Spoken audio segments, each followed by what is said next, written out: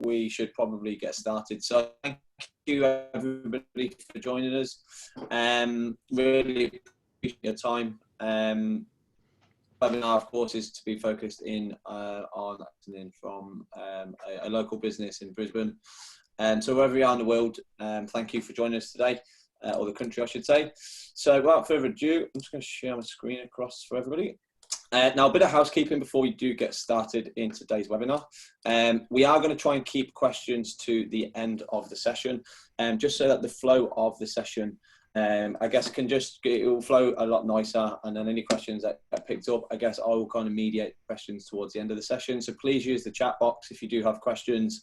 If you want to direct it specifically at one of the panelists today, that's perfectly fine. But if you can use that, and then towards the end of the session, I'll have a look read through and see if there's any questions there that we've missed or that maybe haven't necessarily been directly answered. So without further ado, my name's Stuart Hunter. I guess I've worked at Futurely for a number of years. A lot of you may know me today or have seen my face around at roadshows and whatnot. So I guess I'm going to be a bit of a mediator today, and I'm pleased to say that we're joined today by Adem Poric, who is a founder of the Total Football Academy, and today we are also lucky to have his, I guess, advisor, Michele Romano, who's from Michele Romano, which is a firm out of the Eastern Brisbane CBD. So, gentlemen, if you'd like to make a little bit of an introduction. Hey guys, Adem Poric here. I'm the owner of Total Football Academy and CEO of the Magic Group. Thanks very much for having me. Thanks, Stuart. Thanks, Adam. Yeah, so Michele Romano, Muro, Michele Romano Accountants, Brisbane, Gold Coast. We've done a fair bit of work with Futurely over the past probably 5, 6, 7 years now. So great business to be part of, and obviously looking after Adam and Total Football Academy Magic United Group. It's just been, obviously a lot of interesting situations happening in the last, call it a couple of months. But I'm sure we'll go through all that today. So thanks, Stuart, for having us. Thank you. Now, I do just need to address one small change in the lineup today. We were expecting Canio, who is one of the other partners of the firm, to be hosting or be representative of Muro today. Unfortunately, he is a bit unwell and was unable to attend this morning. So, we were lucky enough that Michele was also available. So thank you for jumping in on short notice. Much appreciated. No worries. Now, I'm just going to move in, and Adam, I'm probably going to start by just kind of handing over to you. For the purpose of the audience, I think the way that the webinar should flow today, or this conversation, is, of course, really understand the background of the business, I guess, what kind of prompted you to get started, and understand the relationship that you've had with Muro over those years. And then we'll slowly move into kind of the pre kind of COVID, and then the crux of the COVID impact that your business has had to kind of deal with and manage. And then I guess the learnings that you've taken from that journey that you've been on over the last 6 to 8 weeks. And of course, any advice or insights that you could share with people who run similar businesses that they might take away from today. So that's a bit of a rough flow of today. So yeah, Adam, over to you. No problem as well. Obviously, as you can see there, it's shows that I was a professional footballer back in the day.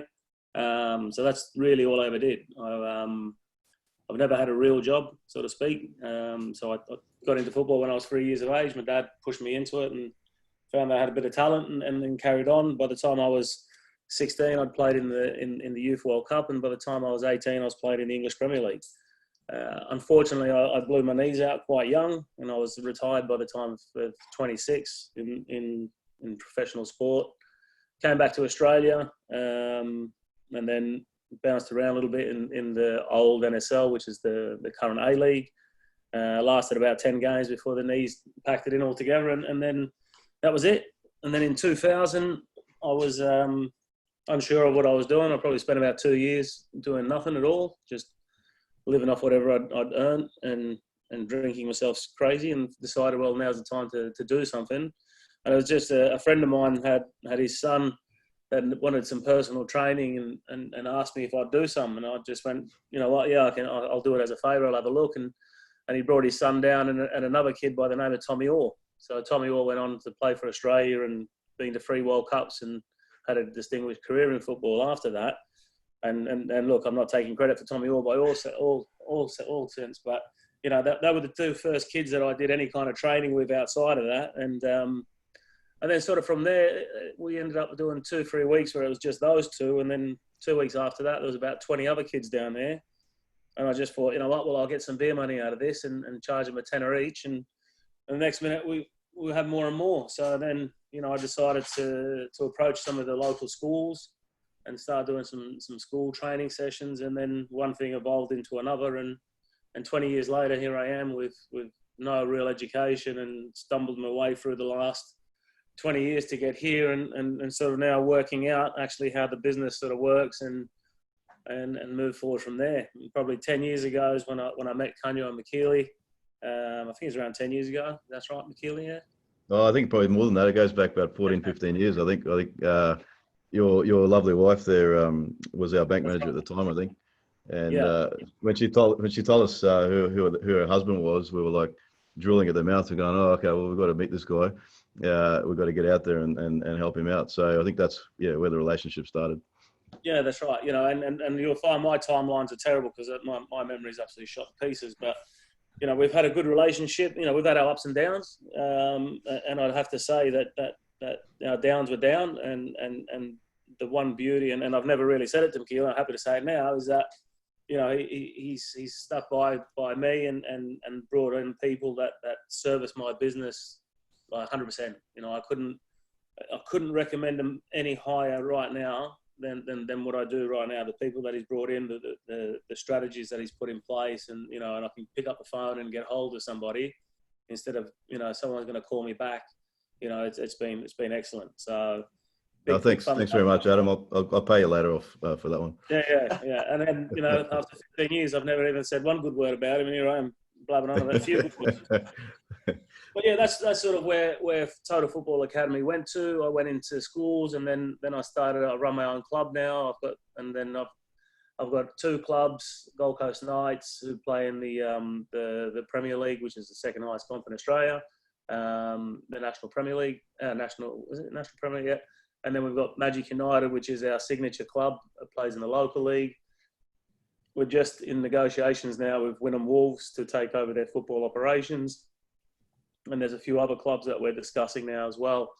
So where we had a pandemic and everything was doom and gloom, I think just because of my nature and the way I am, I sort of saw that there is a bit of a silver lining in all of this disaster that could suit us well. So now we're just putting strategies in place on how we actually get maximise all the stuff that's going on to our advantage. Yeah, okay. I think. Sorry to cut in. I think to your credit too, Adam. I mean, obviously the way you've operated out of Magic and the setup and the professionalism. I mean, that's I go back to grassroots football as well, and I've played all my life. But the thing is, you need to have professionalism in these clubs, and by you sort of venturing out now into other clubs like the Wynnums and so forth, that's what I think is required and needed, obviously, to lift our game. So hat off to you, mate. Thank you. Nice. Well, look, that's certainly an interesting journey that you've been on, Adam. So before we go too far forward and start looking at the other side of COVID and some obviously really exciting plans that you've been able to identify, because I think in other health related kind of business models, those opportunities are going to be there for people who have the right guidance behind them, the right mindset, and obviously the right structure and financial support. Moving from kind of starting on your own, training a couple of individuals and then slowly starting to onboard or get more of a regular customer base, which would be, I guess, by the sounds of it, initially kind of younger children, people in school who wanted, and some more focused kind of soccer training. How did the business start? Was it just you? Did you kind of have any support as you kind of went through the ingredients? First of all, it was me. I started off with a bag of balls and some cones and some bibs, and away we went. And into the schools, and then from there I had a partner that sort of joined in, which I then bought out pretty quickly because it just one was putting all the work in, the other one was sitting on his hands, and I just sort of went, well, I'm not going to pay 50% for someone sitting on his hands, so I ended up buying it outright, which I should have done at the start, to be honest. And then from there I had a vision of bringing coaches in from the UK to that were like-minded to what I thought I wanted in kids football. Mm-hmm. And then, I went out there and met up with my number 2, Andy Robinson, who's been with me now going on since 2009. So Wow. it's been quite a while.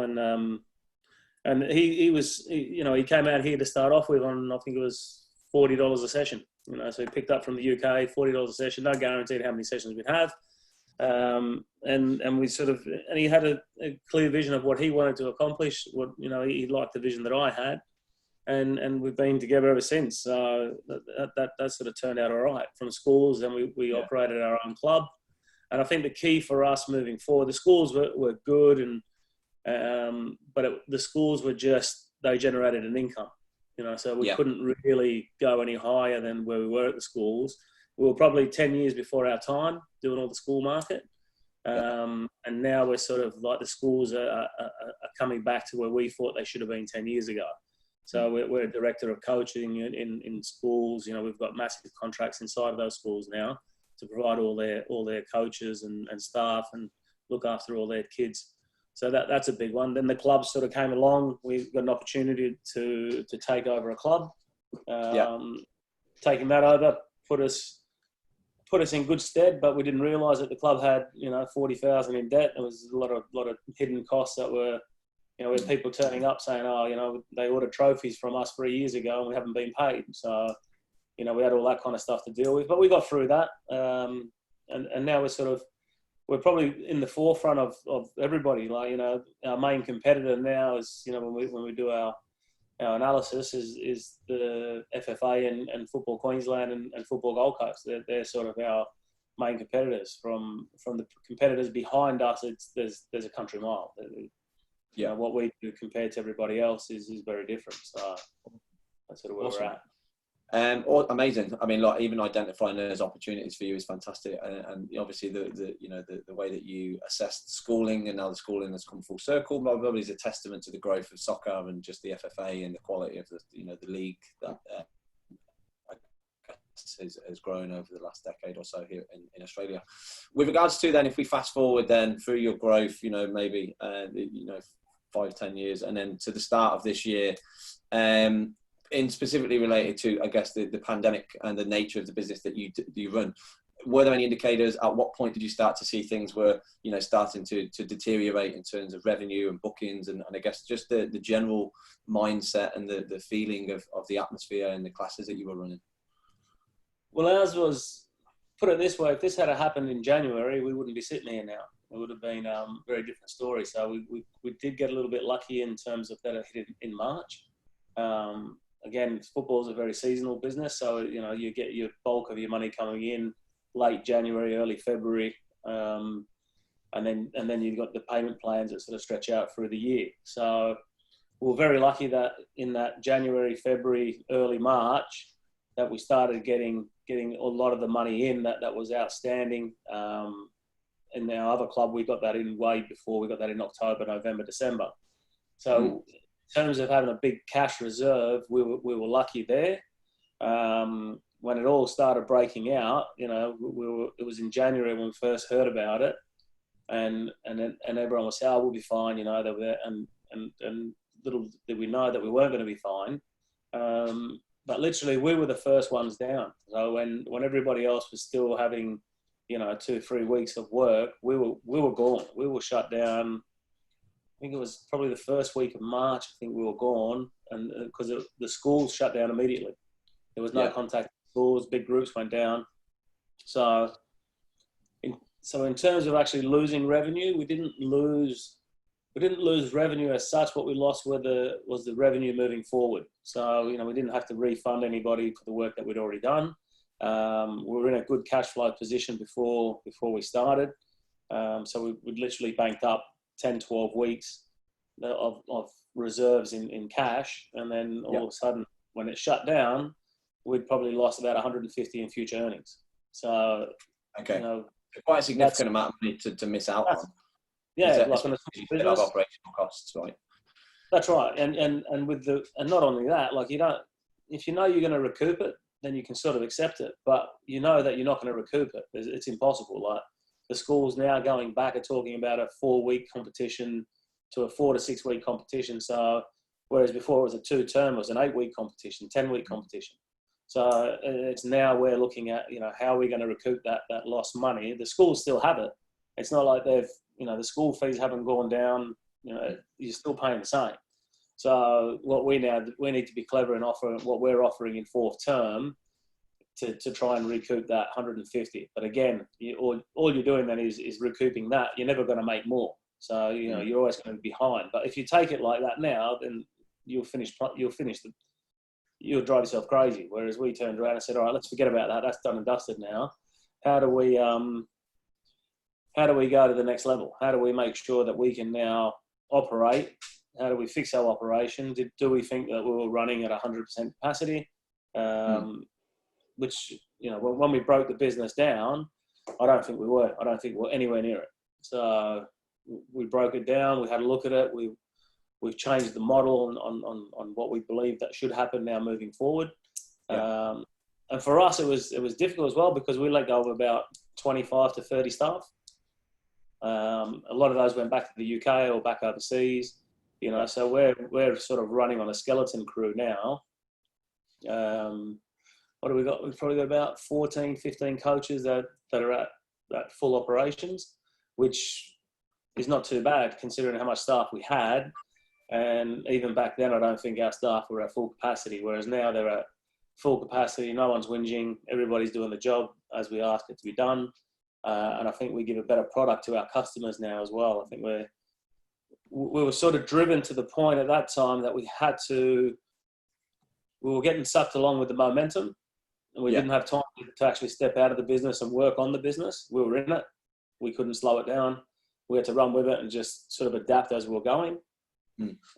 So for the break that we had was probably good for us.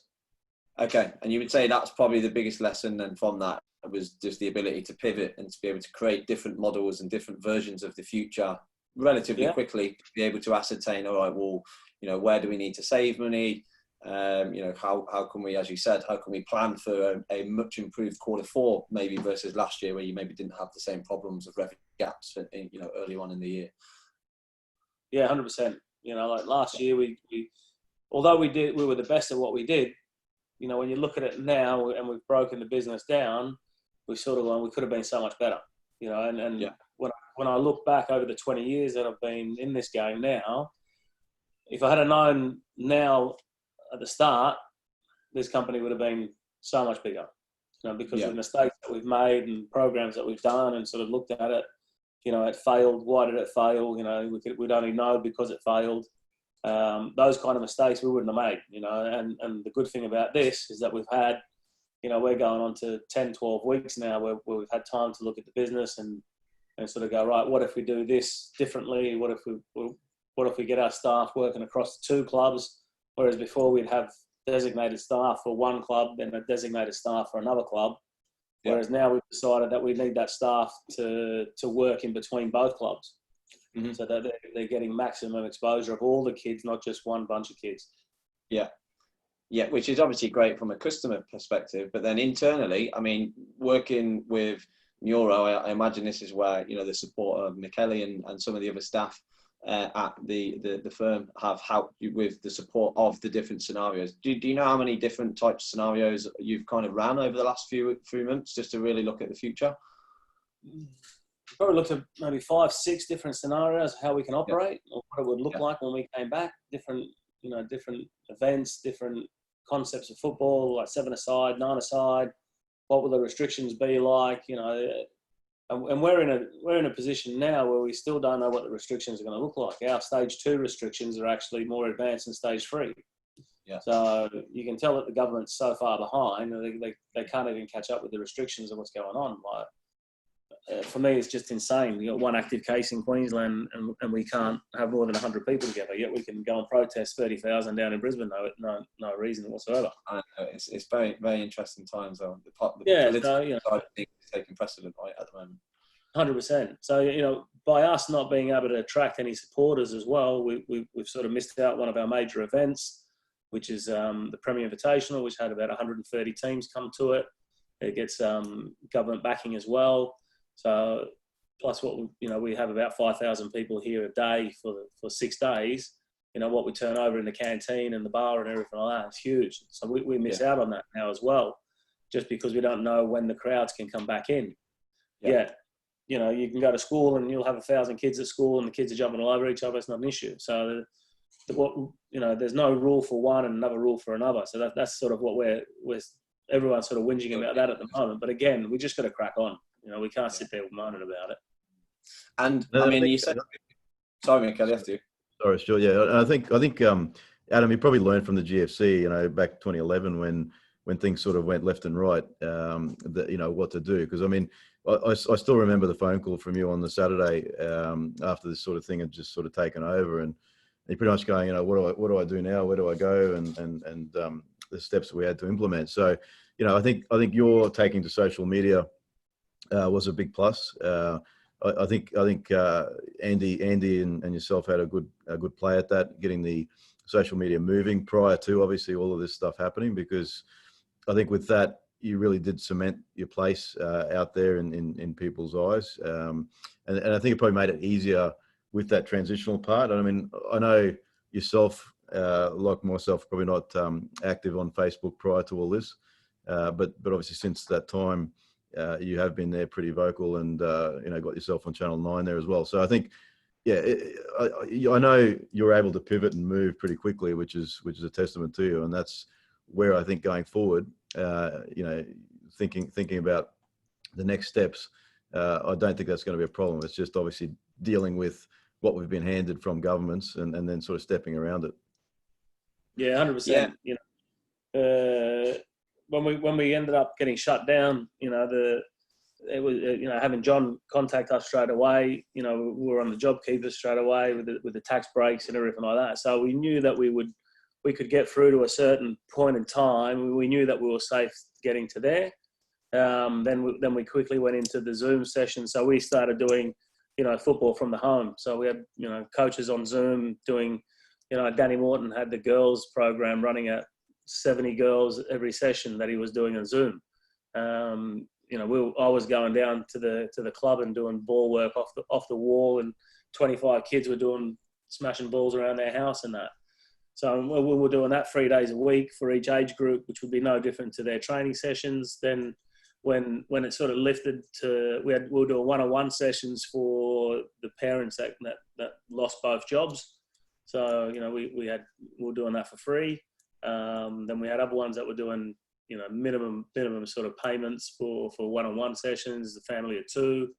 Then we went to 10. We started getting them, PT sessions down the beach. So realistically, we never, although we didn't come into the office and everything, we still kept going. We were doing a lot. We had 7 coaches that were becoming full-time Zoom instructors, and as Michele says, I'm not one for Facebook, but I ended up dropping 12 kilos during this pandemic and getting back to fitness again. So it actually was pretty good for me. And just having the kids there, we're doing boxing lessons, skipping lessons, the whole lot. It was actually quite fun. You're watching 14-year-olds trying to do boxing, with shadow boxing, and they look like they were trying to slap their sister. It was hilarious. And now we've got the boys back into training. I said, come on, we'll crack on with the boxing session. They're like, no, I don't want to be seen doing a boxing session in front of other people. But, while it was Zoom and it was one-on-one with the other kids in the other strings, it was fantastic. They had a right buzz. Yeah. And I think that's it. I think that the take on that is you just got to be adaptable. No one knew how long this stuff was going to continue to be an issue for. As you said, with the support of some of the government schemes and tax breaks and stuff that you were, subject to be able to capture, it then gives you, I'm going to call it peace of mind per se, but a little bit of breathing space where you can say, okay, well, we kind of know what's coming in now. We know where we're at. And as you said, you've had a few weeks, months to kind of look at the business model moving forwards. And, by the sounds of it, you potentially created other, avenues that you could maybe even explore outside of football later on down the year. How was it doing the Zoom sessions? Because obviously in a group exercise environment where you've got interaction and, you're there face to face and you're able to watch and correct the kids as their technique maybe needs a bit of work. How was it moving to a Zoom environment where you're then doing one-on-ones? Was it I guess, less enjoyable for you as the business owner? Was it more enjoyable? I know you said that it was pretty fun, but generally having to... It was one of those ones. It was tough because you've gone away from doing personal and being right on site with them and correcting technique to almost to the point where, some of the kids would put the camera on, but you couldn't see them. So you didn't know if they were playing basketball or actually doing what the exercise that we were meant to do. Yeah. But realistically, why we did it was we were in the fear of, depending on how long this lasted, we would eventually get to a point where parents would ask for refunds. So we would then have to say, well, we can't give you a refund, otherwise this whole place will go down. We need to be able to offer a service that keeps these kids active. And the feedback that we got from the Zoom set, as soon as we started it, the parents were going, thank God, because the kids are going bananas. They were all stuck at home as well. So they were actually looking forward to getting on the Zoom, talking with their mates while the session was going on. So for them, it was a good social as well as the fitness. But what I've noticed now is you can tell the ones that were actually doing it properly to the ones that were just sort of skipping around in the background, not doing it, because you've got the ones that are now super fit and the other ones are dying. So it wasn't bad. It wasn't ideal. Don't get me wrong. I don't think anyone will want to play football by a computer. But, it served its purpose. So it was good. Awesome. And I think, again, that the honesty, the transparency, but also you, from a business perspective, making sure that your customer satisfaction didn't necessarily drop to a point where, it was going to become a bit of a problem for you. Still being able to provide a service that, people are potentially prepaid for has, I guess, minimized the amount of damage that the top line has taken from your perspective as well. Yeah, that's right. Yeah. Any big learnings that you could share? Because obviously, if you think about gyms, PTs, yoga instructors, there's going to be a lot of people in this similar business model that have been affected in the similar way. And I know Zoom is kind of one of the more common ones that people have used. But any other major learnings that you've taken through that process that you can take forward into, I guess, the landscape of no restrictions as they start to disappear?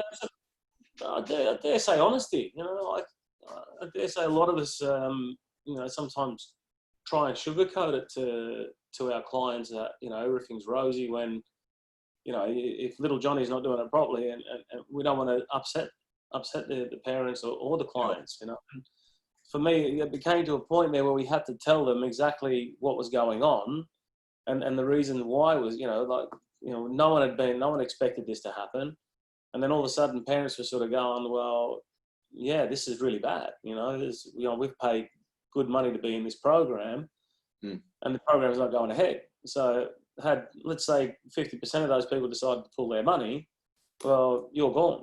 You were dead in the water. But we had parents, sending us emails and letting us know, look, if it all goes belly up, keep our money. It's fine. We'll do it as a donation, and we'll get going again when we get going, because they knew that what we provide is very unique in our industry. Having full-time coaches that actually care about the kids was a big difference to where everyone else was. So the honesty one for me was a big one. And not to say that we were dishonest in the past, but in the past we were sort of we try to accommodate too much. We try and bend over backwards, and if it means appeasing one parent to upset three others, you do it. So like this way, we sort of went, right, here's the new rules that we're going to create. And we don't very often. This is, if Johnny steps out of line, then we put him back on the line. And if he doesn't want to get back on the line, then he has to leave. Simple as. Whereas before, we would try and do everything to try and keep them all happy. And it's impossible. You can never keep everyone happy. Of course. Good stuff. Now, the future then. As you said, the restrictions are very slowly starting to release. There's obviously protests going on, and maybe the social distance and guidelines isn't necessarily being adhered to. So you would assume that in the next few weeks, give or take, hopefully things can slowly go back to normal. What does that look like for you guys as a business looking forward to the end of the calendar year? Well, now we're putting together all the events that we've missed out on. So what we've got to do now is we've got to sort of look at what people can afford, what's our new business model moving forward. I spoke with John and Michele about, we used to do all our fees in a one hit. So we're going to go to monthly fees now, start it earlier and run it over 10-month payment plans instead of trying to get, huge amounts of dollars out of people at the start of the year. And football's a real strange beast in itself, because it's the worst time to pay people, to ask people for money. You're trying to get money in January and February. They've just done Christmas. They've got rates. They've got their mortgages. Every bill under the sun comes in at that January, school fees, the whole lot. So, and then to throw money into football as well, it becomes crazy. So for us now, I'll be tomorrow starting to do some videos for all our parents and put them through what 2021 will look like, in terms of payments, in terms of the kids' training, in terms of what the games are going to look like, in terms of what they're going to get for value for money, even in terms of what COVID-19 at this minute looks like till the end of the year, with the restrictions, with the sanitising, with all that kind of stuff that we have to do. So, just that lot of information that needs to go out, but it needs to be clear and precise, that we get that information out correctly. Adam, just a quick question, just to cut in. The whole safety guideline, right? So let's just argue for a second. We've got an under 11 team, and they go out and play a game against each other. They can't tackle each other, correct? Yeah, they can't. There's no contact at the moment. So how do you actually play? How do you play football? Well, we do shadow play. So we have kids that you can put pressure on, but you can't tackle. So you can intercept. Yep. You can intercept, but we just don't have any tackling. So, and those restrictions will lift if it carries on July the 12th, and then you can go into tackling. But so if another player's got the ball, like say one team's got the ball for 5 minutes, the other team hasn't been able to get it, are they supposed to just stop and then give the ball to the other team? Is that the process? We're a bit more inventive than letting one team keep the ball for 5 minutes. So we take it down to a 2-touch rule, so they've got to keep moving it, they've got to keep passing it. If you're dribbling, dribble to a certain section, then you got to pass. So there's instruments in there that you can manipulate it, the session, to make sure the ball's moving at all times. But the crazy thing is, if I took my kids over to the school across the road, I could be into full contact because the schools are exempt from the rules, and apparently that doesn't make sense. No, it doesn't make sense. Well, hopefully, keep pushing by to get some change there happen. Oh yeah, the changes will come. Yeah. And do you see that as the biggest challenge at the moment, is managing the safety restrictions and the guidelines imposed by the government versus kind of getting the business back to where it was, or do you feel like the gaps in some of the events and the timetables that you should have run before this happened, squeezing that into before the end of the year, which would you see as the bigger challenge for you at the moment?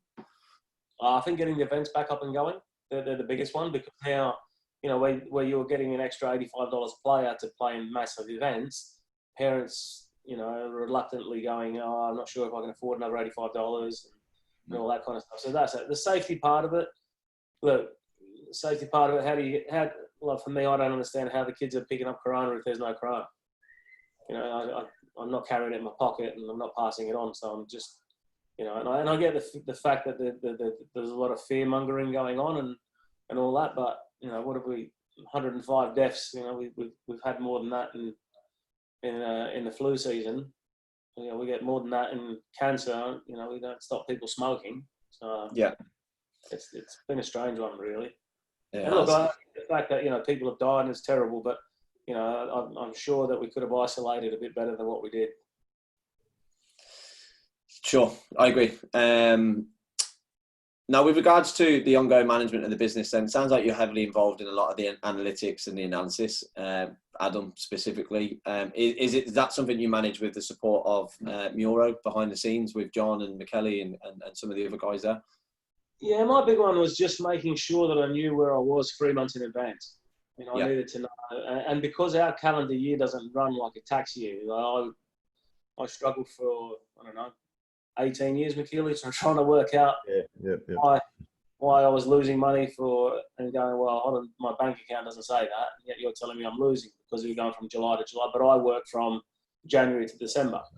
Yeah. So, and because of the way money comes in at football, when the financial year's over, I haven't had an income for about 4 months. Whereas as soon as July kicks over, I got income flying in through the door again. So that was a tough one for me. So then when the boys brought on John, he sort of grasped that straight away, that's how my thought process went. So he was able to come to me and go, well, this is what you're looking like in 3 months' time.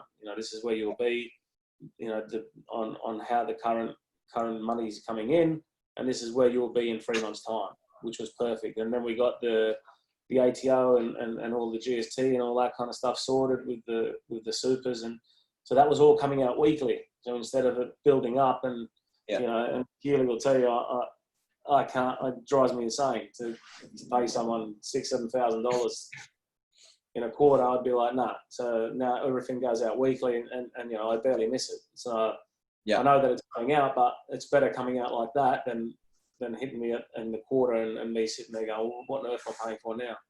Yeah. Especially if you, as you said, the way that you might look to manage subscriptions now in the future, which is probably going to be more of a monthly recurring subscription model as opposed to a big lump sum at the start of the year. That's also going to help really balance the kind of the cash flow management within the business. Yeah, that's right. Coming in and going out, Yeah, massively. And that's where they stepped up and done a great job. What about the continual Zoom stuff, Adam? Are you going to continue going down that path with making that as part of the subscription with the training place as well, or? Not really. It's Zoom was great for when everyone was locked down. Now that everyone's sort of coming out of hibernation, they all want that personal contact again, which is where we sort of flourish on, because we're a people skills business.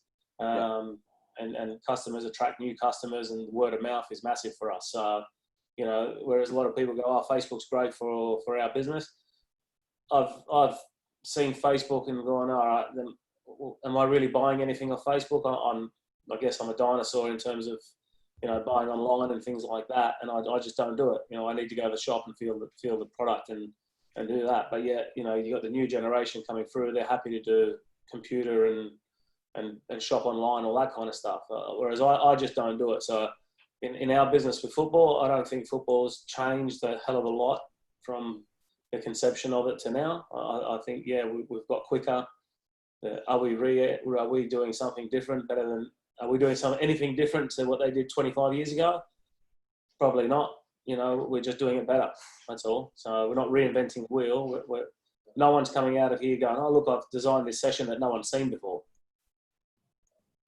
Yep. Well, there might be opportunities down the track though to actually embed some of those sort of strategies sessions, like on a weekly basis with kids in groups. I don't know. Look, it said this whole coronavirus thing is, I put it down to I call it the innovation virus, because ultimately you've had to rethink the way you do things.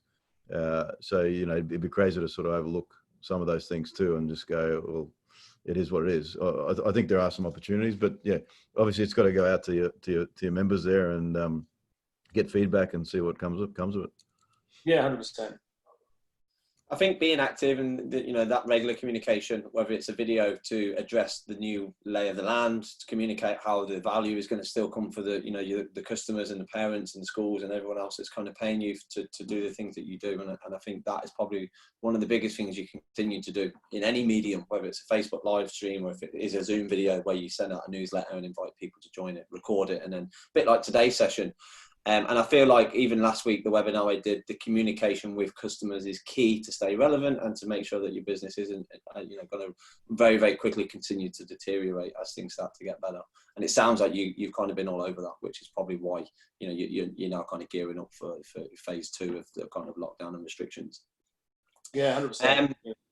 Awesome. Well, look, I think there's some really, really great tips in there. Obviously, we're in relation to the type of business that you run, where it is very much a one-to-many. It's group sessions, it's interaction, and there's lots of types of individuals or businesses who run similar businesses, not necessarily related to the running of a football club. But is there any advice that you could give? 3 things that you wish you did or knew before this kind of happened, or things that you've kind of had to start to consider to do as a business owner, more so as a coach. And then I guess for anybody else running similar style business.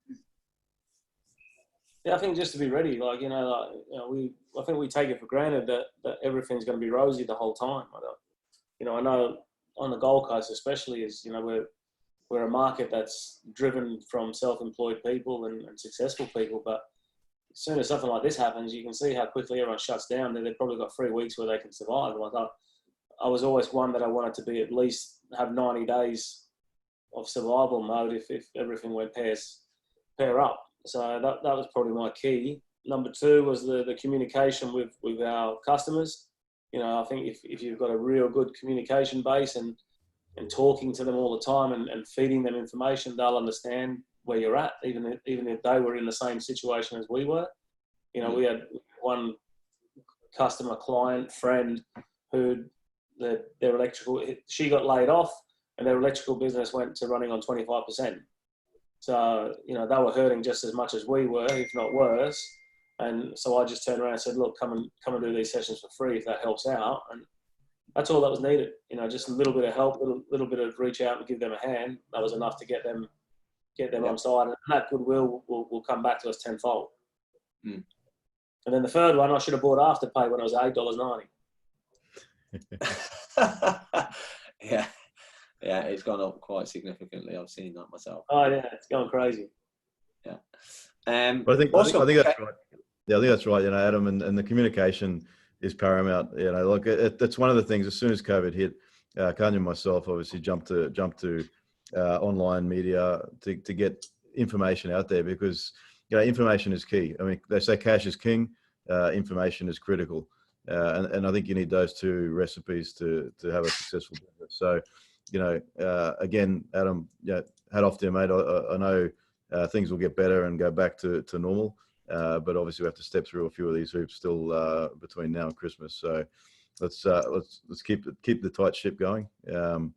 Stuart, thanks for having us on today, mate. I appreciate that. And thanks to you both. Really, really insightful. And I guess just to summarise for everybody, I feel like communication with customer base is key here. You know, one of the biggest takeaways, making sure you've got, you know, at least 3 to 4 months visibility over the future of your business, with multiple versions of the future, which allow you to scenario plan and you know, worst case, here's where we're at, best case, here's where we're at, and at least you've got an understanding of, you know, some decisions that you can make, whether it's an investment into some capital expenditure, marketing, or not, because actually you don't have the money just quite yet. So look, thank you very much for you both. I'm just going to open the questions out to anybody who's joined us today who maybe has specific questions for me or for the two, before I do let everyone get back to their day. Wonderful. Well, look, obviously we answered all the questions then, I take it. So thank you everyone for joining us. I really, really appreciate your time. Again, Adam, Michele, thank you very much. Really, really, really appreciative of your time and your support on this. Best of luck to you both, of course, moving forward with lockdown restrictions. And yeah, look, I'm sure I'll catch up with you guys soon. And for everyone else who joined us today, thank you very much and enjoy the rest of your afternoon. Thanks, James. Thanks, guys. Have a good one. Thanks so much. Thank you. Cheers, gentlemen.